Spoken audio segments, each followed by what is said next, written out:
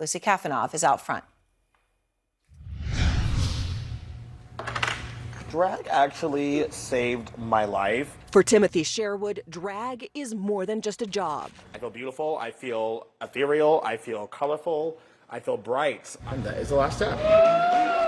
He left a teaching career in Dallas to perform full-time as Kylie O'Hara Fatale. Kylie showed me who my true kind of self was, my true voice. But that voice could soon be silenced in Texas, which is considering at least 4 bills seeking to restrict drag performances. If these bills become law, my entire livelihood is at risk. I don't even want to imagine a life where I can't be the person that I worked so hard to finally figure out who I am.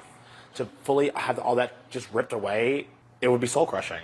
Grown men dancing in their underwear in front of children, asking for money. Texas State Representative Brian Slayton says the bills are designed to protect minors. I think it's important to protect children from any adult that wants to sexualize them.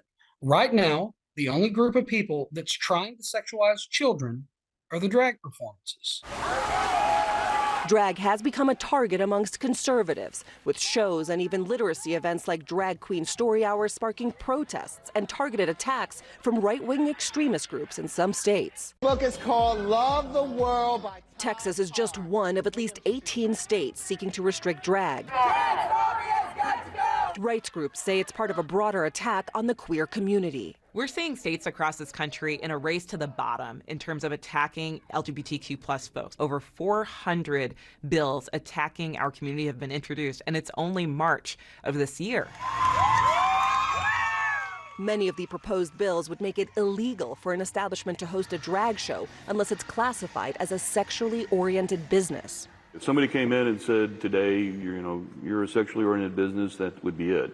You'd have to close your doors. You'd have to close my doors. Yeah, there's no way. Jay Anderson runs a distillery and grill near Fort Worth, Texas. We're going to keep the show moving right along. His business has already taken a hit when an attempt to host a family-friendly drag brunch featuring his son as a performer resulted in protests. I'm here to support people that don't indoctrinate and groom little 8-year-old kids. This map tracks basically all the death threats that we received. Thank you guys again. This drag show causes me to close my business, and I lose all the money I put into it, but I save one kid who didn't kill himself. I don't care. Some critics say the bills are too broad and could target transgender people by defining drag as the act of appearing in public in a gender different than the one assigned at birth. The problem is that a lot of the public, especially in Republican states, isn't able to make the distinction between what a drag queen is and what a trans woman is. Because I'm trans and can be perceived as a drag queen in a public space, like, what does that mean for my gigs?